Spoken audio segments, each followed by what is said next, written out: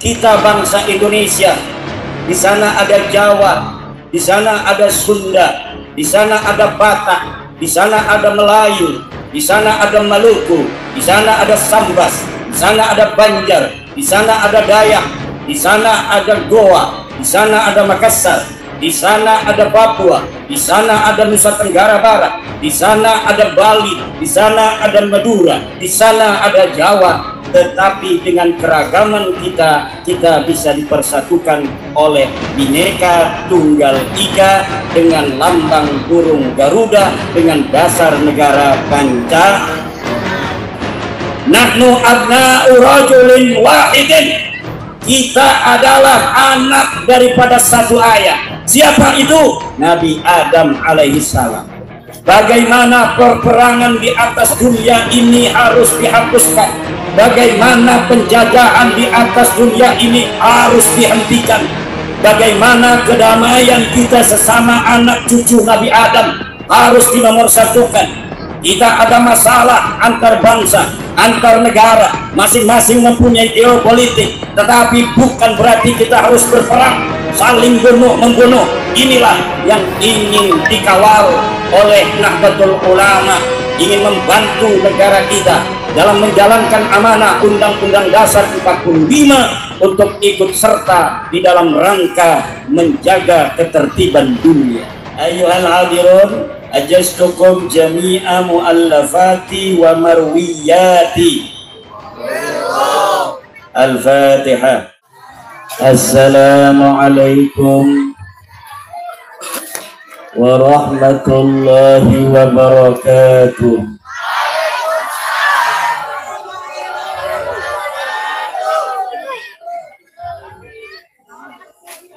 Alhamdulillahil malikil hakim,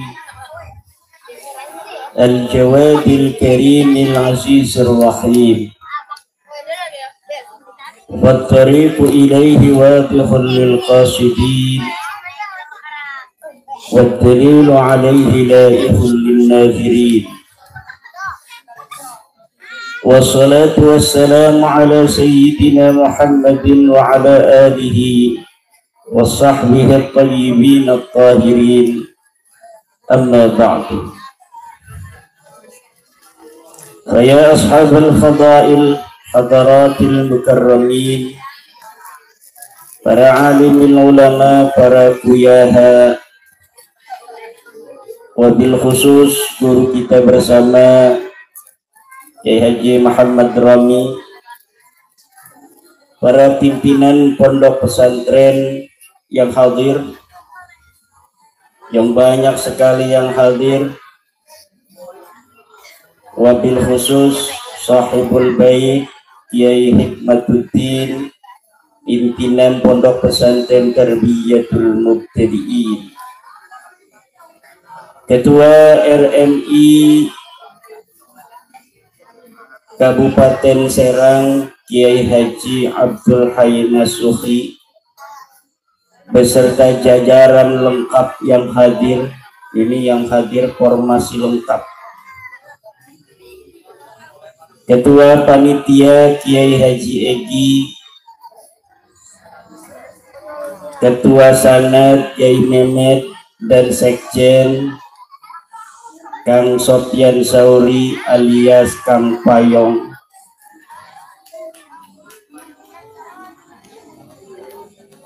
Para hadirin hadirat, para nahdhiyin dan nahdhiyat,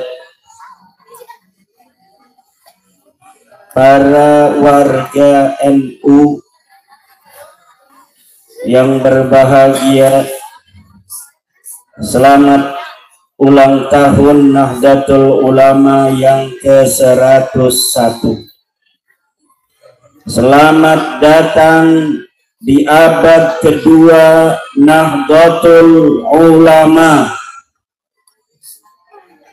Selamat menjemput kebangkitan Nahdlatul Ulama di abad yang kedua. Malam hari ini adalah malam yang indah, malam yang sejuk, setelah siang diguyur hujan, namun barokah acara malam hari ini di Pondok Pesantren Tarbiyatul Mubtadiin, acara Isra Mi'raj Nabi besar Muhammad, acara ulang tahun Nahdlatul Ulama yang ke-101, juga deklarasi sanad santri Nahdiyin. Hujan pun tidak turun, alhamdulillah.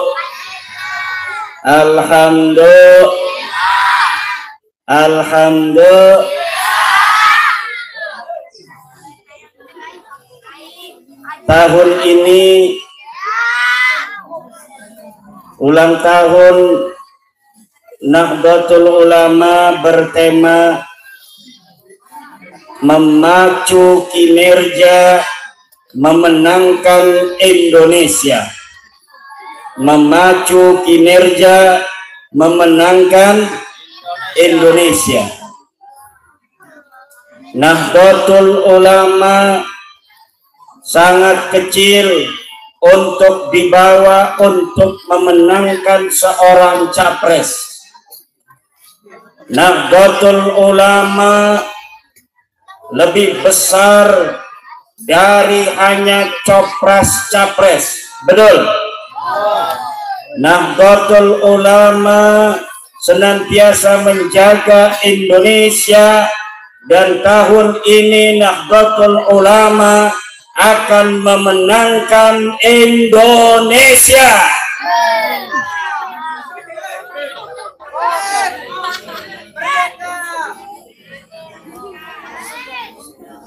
Nahdlatul Ulama sebagai pewaris dari nilai-nilai keislaman yang diturunkan oleh leluhur kita para wali songo, yang Islamnya diwarisi oleh baginda Nabi besar Muhammad sallallahu alaihi wasallam, yang kearifan lokalnya diwarisi dari leluhur-leluhur kita bangsa Nusantara. Bangsa Nusantara yang besar, bangsa Nusantara yang peradabannya tinggi. Ketika Eropa masih dalam kegelapan, bangsa Nusantara sudah dapat membangun situs Gunung Padang yang masih hari ini kita bisa saksikan. Ketika bangsa Eropa, bangsa Arab masih nomaden bersuku-suku, bangsa Indonesia sudah mampu untuk membangun candi-candi besar di tanah air kita. Ketika hari ini bangsa-bangsa di dunia begitu sibuk untuk mencari format pemersatu bangsanya, maka sejak didirikan Negara Kesatuan Republik Indonesia ini, bangsa Indonesia sejak kemerdekaannya langsung mendapatkan common platform. Bangsa Indonesia yang terdiri dari berbagai macam suku bangsa, berbagai macam agama, daratannya dibelah oleh lautan, pulaunya yang 17.000 tersebar dari Sabang sampai Merauke. Tapi bangsa yang begitu besar itu, tetapi bangsa yang beragam itu dapat dipersatukan oleh common platform, yaitu Pancasila. Pancasila adalah sebuah pusaka legasi dari leluhur kita, yang dengannya kita mampu untuk hari ini bertahan dalam peradaban dunia, geopolitik global, dalam ketentraman, dalam keharmonisan, dan dalam kedamaian. Afghanistan yang hanya beberapa suku sampai hari ini masih berperang.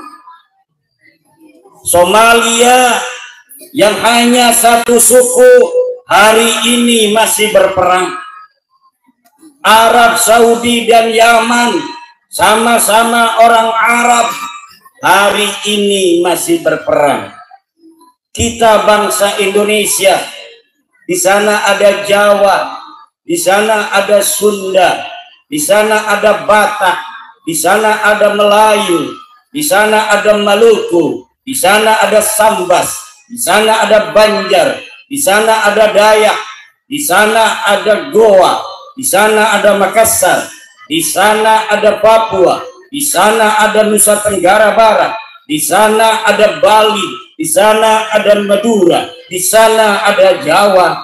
Tetapi dengan keragaman kita bisa dipersatukan oleh Bhinneka Tunggal Ika dengan lambang burung Garuda dengan dasar negara Pancasila. Inilah yang harus kita jadikan sebuah pelajaran.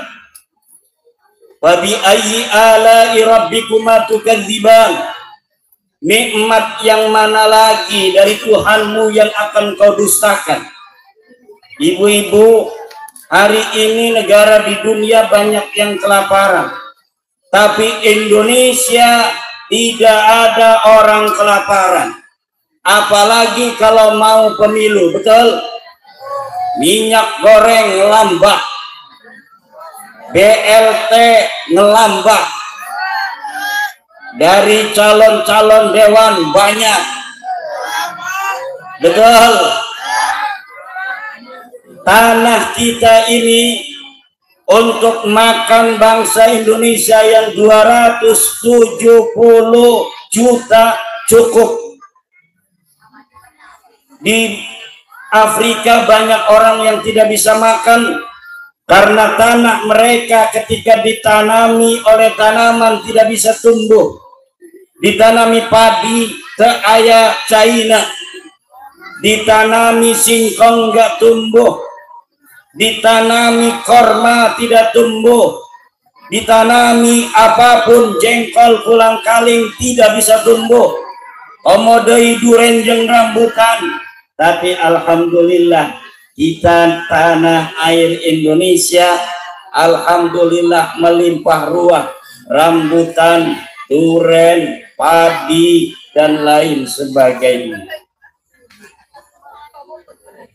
Maka abad kedua Nahdlatul Ulama, NU di abad kedua sama dengan NU di abad pertama. NU di abad kedua dalam akidah masih ahlu sunnah wal jamaah ala tariqati Abil Hasan al-Ash'ari dan Abi Mansur al-Maturidi. Dalam fikih mazhab yang empat, Imam Abu Hanifah, Imam Malik, Imam Syafi'i dan Imam Ahmad bin Hanbal. Di dalam tasawuf masih Syekh Junaid al-Baghdadi dan Abdul Qadir al-Jailani. Yang berbeda apa? NU di abad kedua, apa yang berbeda dari NU di abad pertama? Kalau di abad pertama NU didirikan untuk mengawal bangsa Indonesia menuju kemerdekaannya, kemudian bagaimana mempertahankan kemerdekaan, kemudian bagaimana membangun bangsa, kemudian bagaimana mengawal NKRI, Pancasila, Bhinneka Tunggal Ika, dan Undang-Undang Dasar 45. Maka di abad kedua ini Nahdlatul Ulama ingin mendharma baktikan bagaimana ikut serta di dalam perdamaian dunia dengan berdasarkan kemerdekaan, perdamaian abadi dan keadilan sosial. Jadi di abad kedua Indonesia dengan Nahdlatul Ulamanya di abad kedua NU ini ingin berperan aktif sesuai dengan amanah Undang-Undang Dasar 1945, bagaimana kita di atas bumi yang satu ini, di tengah-tengah perbedaan ras, di tengah-tengah perbedaan suku, di tengah-tengah perbedaan agama, bahwa kita masih mempunyai satu kesatuan, yaitu kita sama-sama keturunan Adam. Nahnu abna'u rajulin wahidin. Kita adalah anak daripada satu ayah. Siapa itu? Nabi Adam alaihi salam. Bagaimana perperangan di atas dunia ini harus dihapuskan. Bagaimana penjajahan di atas dunia ini harus dihentikan. Bagaimana kedamaian kita sesama anak cucu Nabi Adam harus dinomorsatukan.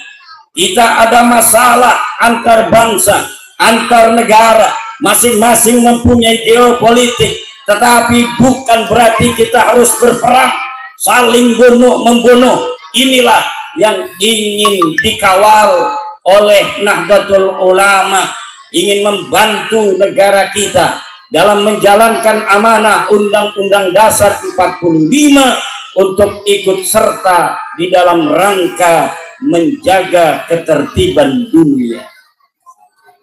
Fikihnya pun sekarang yang dikembangkan oleh Nahdlatul Ulama adalah fikih peradaban.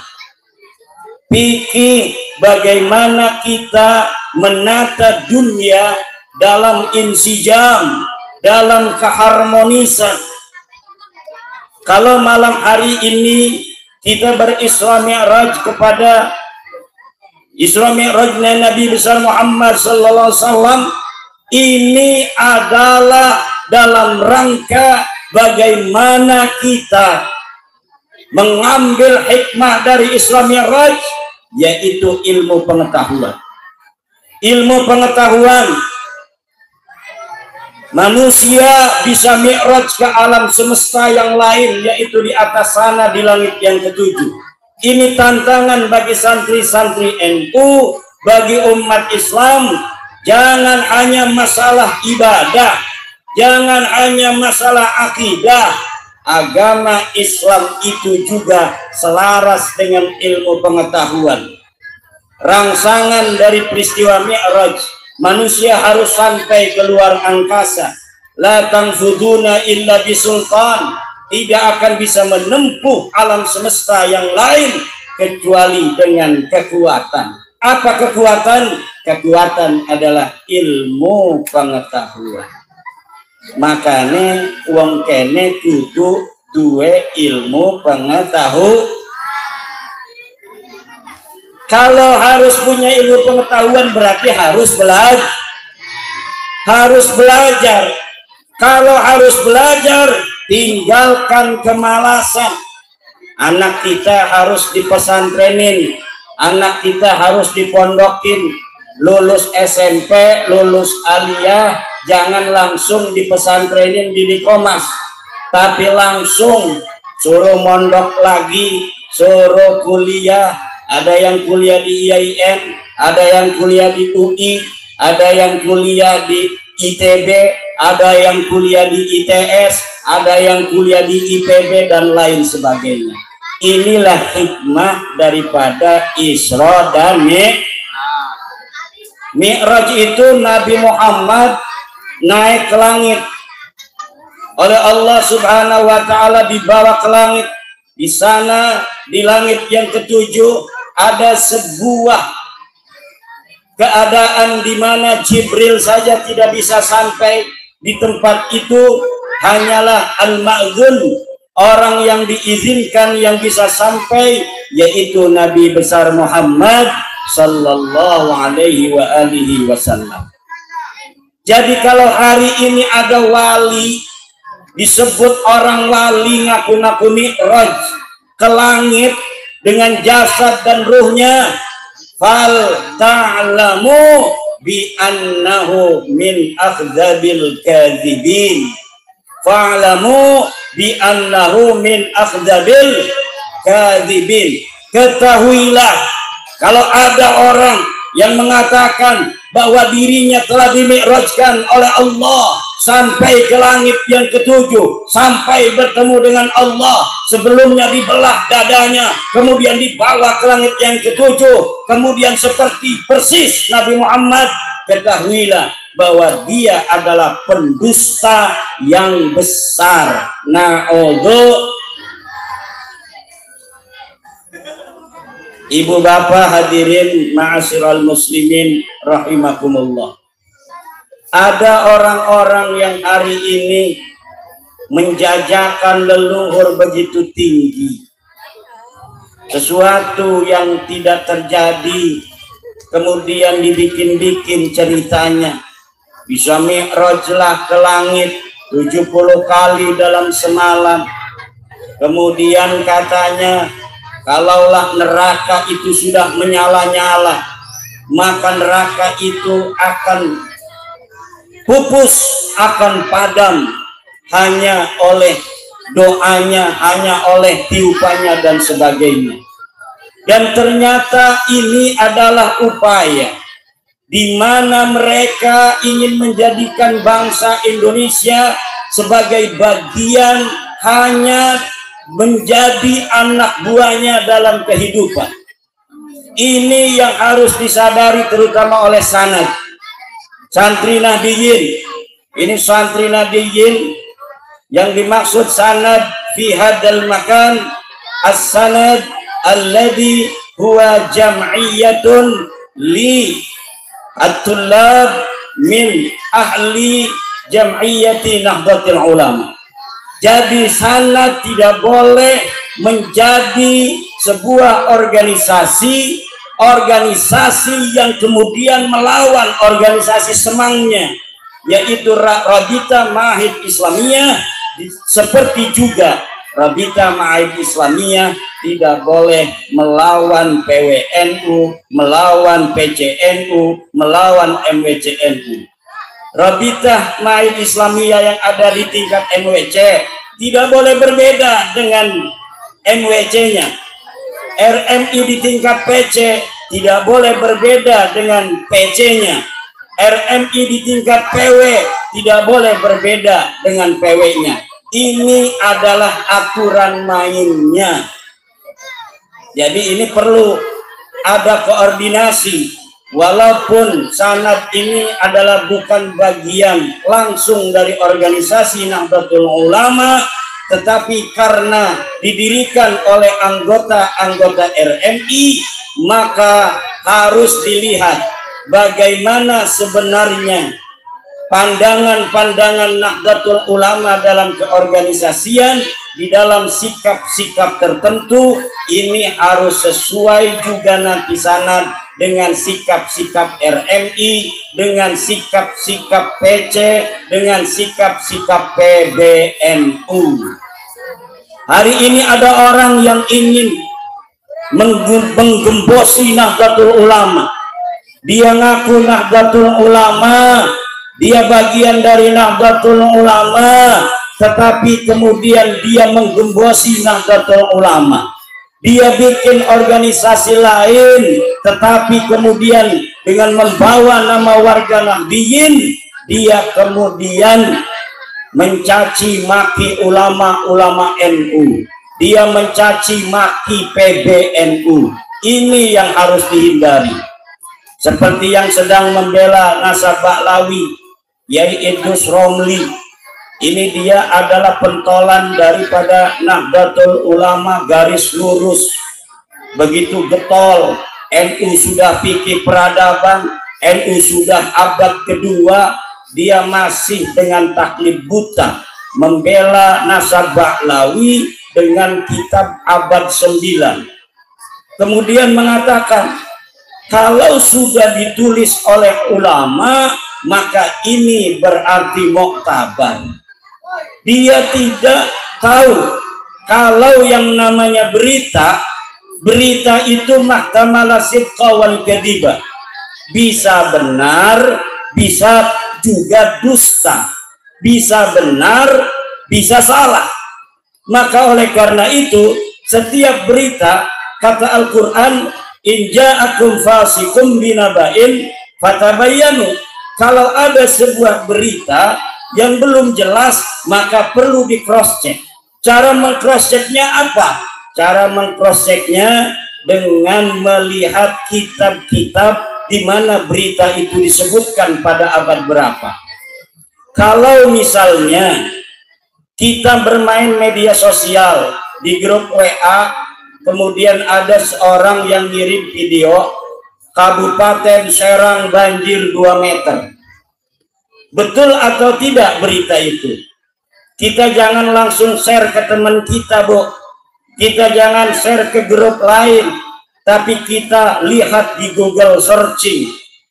Banjir Serang 2 meter. Kita ketik itu Google searching, kemudian kita lihat. Ternyata betul Serang pernah 2 tahun lalu ada banjir 2 meter, tapi bukan hari ini. Itu namanya cross check. Kayak Kiai Idrus Romli mengatakan bahwa nasab Ba'lawi pada abad 9 telah ditulis dalam kitab Tabaqatul Khawas. Yang ditulis adalah Ahmad bin Isa yang lahir dan wafat pada abad ketiga. Dia diketahui berada di Madinah pada sekitar tahun 245 Hijriah. Kalaulah umpamanya dia ada di abad ketiga, maka kemungkinan besar kematiannya sekitar tahun 300 Hijriah. Dengan kita mengkonfirmasi di kitab-kitab nasab abad ketiga, maka kita akan mengetahui dia mempunyai anak berapa. Kita ambil kitab-kitab nasab yang ada di abad ketiga, karena dia hidupnya di abad ketiga.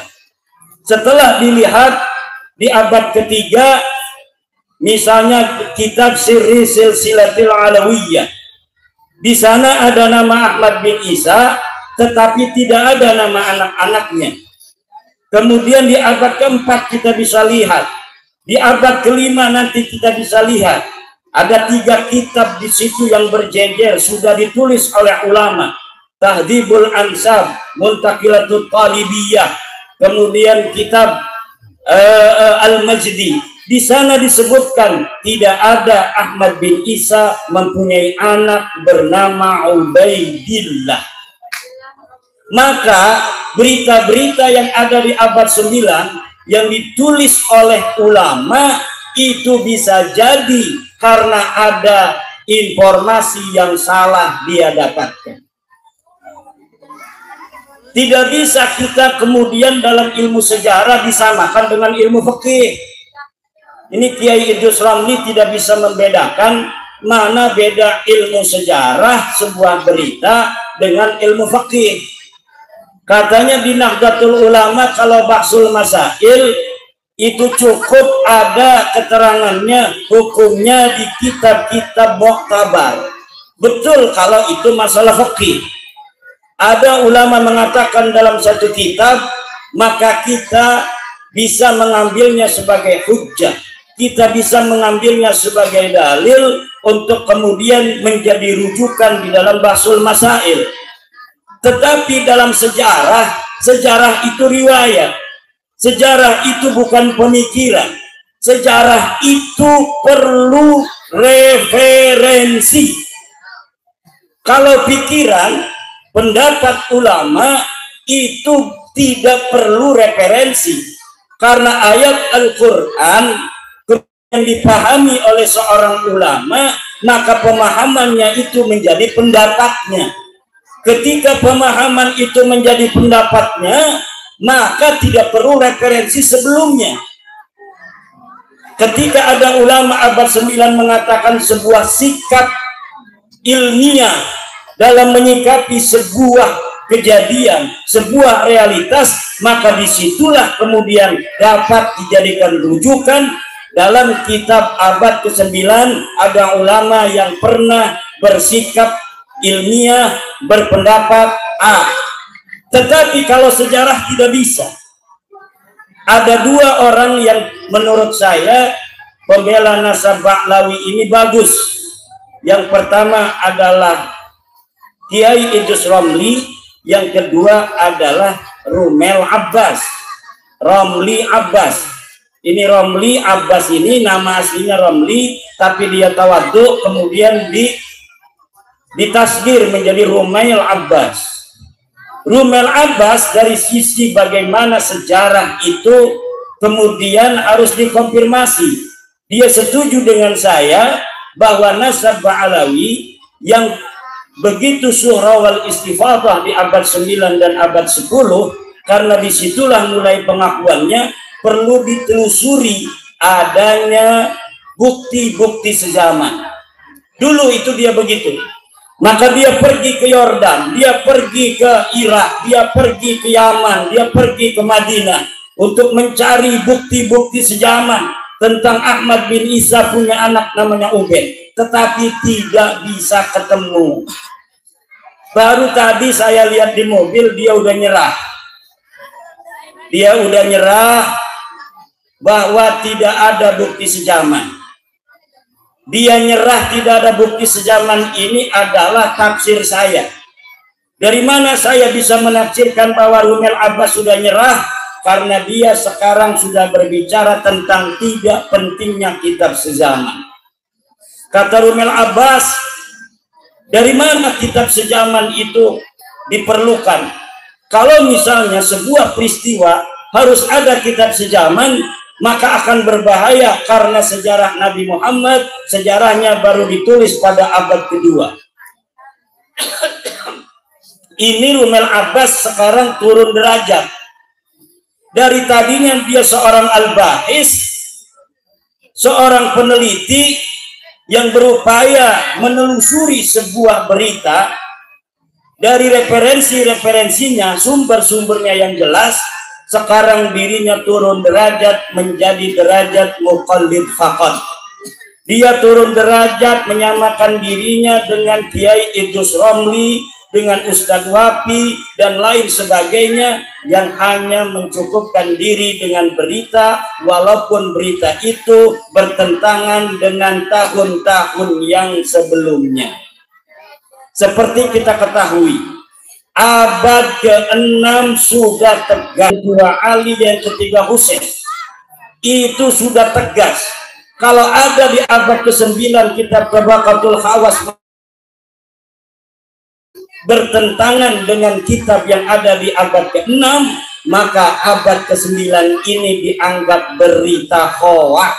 Kenapa? Karena tidak sesuai dengan bukti-bukti sumber-sumber di dalam kitab yang ada di waktu yang satu masa atau waktu yang paling dekat waktunya dengan kejadian itu. Maka hadirin, selain daripada itu, mereka juga sekarang sedang berusaha menghancurkan pagar-pagar tes DNA. Katanya tes DNA itu menurut hasil musyawarah ulama-ulama fakih di Saudi tidak bisa dijadikan sebagai rujukan di dalam penetapan nasab.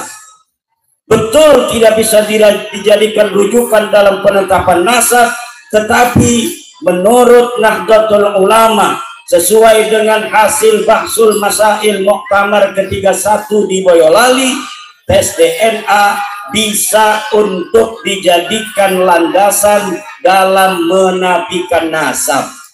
Kalau seorang anak tidak sama DNA-nya, kalau seorang anak tidak sama DNA-nya dengan ayahnya, maka ayahnya ini bisa menafikan anaknya itu.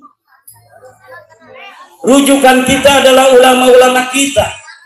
Ulama-ulama Indonesia tidaklah lebih bodoh daripada ulama-ulama Timur Tengah hari ini.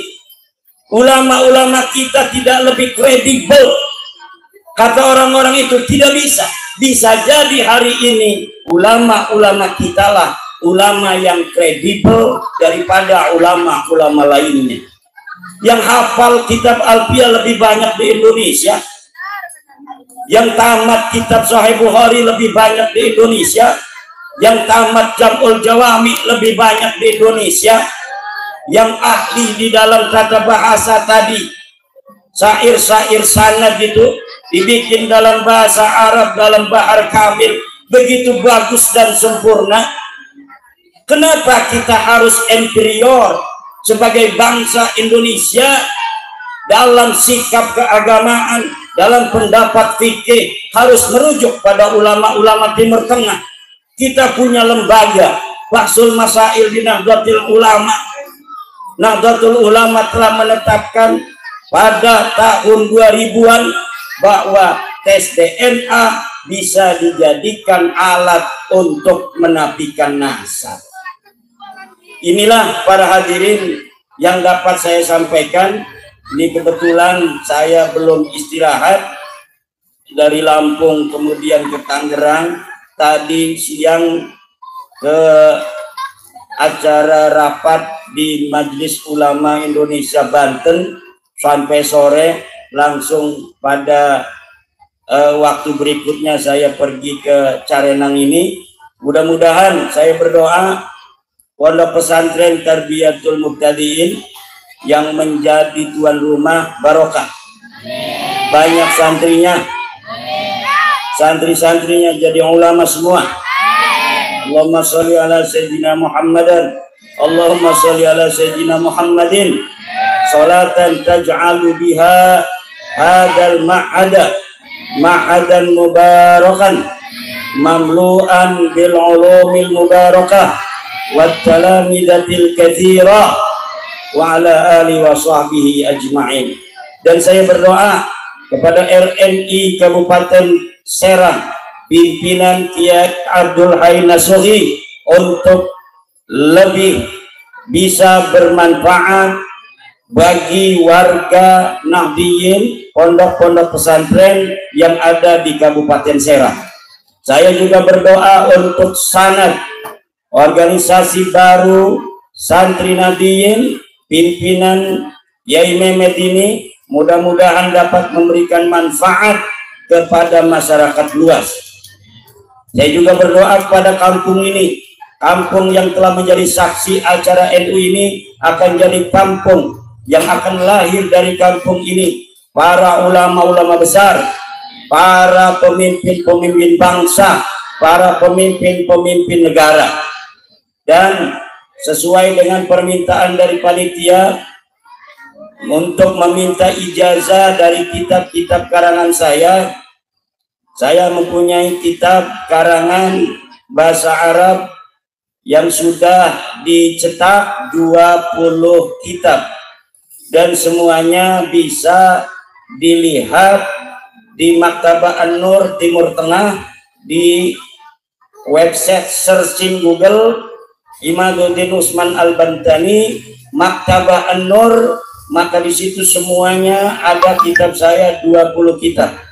Dari mulai kitab Al-Fitratul Nahdiyah yang sudah diaji di pondok pesantren ini oleh Kiai Badru, oleh Kiai Romi, juga kitab Manahijus Shafiyah Syarah Alfiyah, kitab Fiqhul Hadarah dalam fikih peradaban, kitab Al-Asharhul Maimun Syarah Jawahar Maknun, kemudian kitab Ruhul Mantiki Syarah Sulam Al-Munawrak, kemudian kitab Al-Manahijus Shafiyah Syarah Alfiyah, kitab As-Sultanah Al-Mardiyah dalam ilmu politik, dan lain-lainnya itu ada semua, dan semuanya bisa di-download gratis. Jadi bagi yang tidak punya duit untuk beli kitabnya, itu kitabnya dicetak di mana-mana, Shopee, dari mulai Kediri, Pasuruan, Jakarta. Tapi kalau mau punya pondok pesantren Nahdlatul Ulum, namanya Maktabah Nahdlatul Ulum, itu berarti belinya kepada koperasi pondok pesantren Nahdlatul Ulum. Karena banyak sekarang yang sudah menyebarkan di Shopee itu dari Pulau Jawa, dari Sulawesi, dari Kalimantan, bahkan diaji juga di Malaysia. Tetapi kalau belinya di Maktabah Nahdlatul Ulum, itu untungnya bisa buat ngebangun pondok pesantren Nahdlatul Ulum. Walaupun tidak beli di Maktabah Nahdlatul Ulum, beli di lainnya itu tetap barokah. Amin ya robbal. Baik, akan saya ijazahkan seluruh kitab-kitab saya, dan masih banyak kitab yang belum disebarkan, belum ada di Maktabah An-Nur yang ada di Timur Tengah itu, karena memang belum ditabir. Sekarang juga saya sedang menyempurnakan tesis ilmiah tentang nasab Ba'lawi ini dalam bahasa Arab, bahasa Inggris, dan bahasa Indonesia. Nanti akan saya terbitkan kembali dengan dalil-dalil yang lebih presisi, dalil-dalil yang lebih kuat, dengan proposisi yang gampang dipahami baik oleh awam maupun oleh akademisi. Baik, bismillahirrahmanirrahim. Allahumma sholli ala sayyidina Muhammad walhamdulillahirabbil alamin. Ya ayyuhal hadirun, ajaztukum jami'a mu'allafati wa marwiyati. Qabiltu. Bareng-bareng. Ayyuhal hadirun, ajaztukum jami'a mu'allafati wa marwiyati.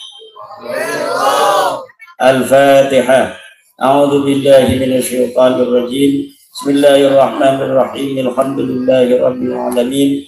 Arrahmanir rahim. Maliki yaumiddin. Iyyaka na'budu wa iyyaka nasta'in. Ihdinas siratal mustaqim. Siratal ladzina an'amta 'alaihim ghairil maghdubi 'alaihim waladdallin. Amin amin. Terima kasih. Wallahu wal muwaffiq ila aqwamit thoriqin. Wassalamualaikum warahmatullahi wabarakatuh.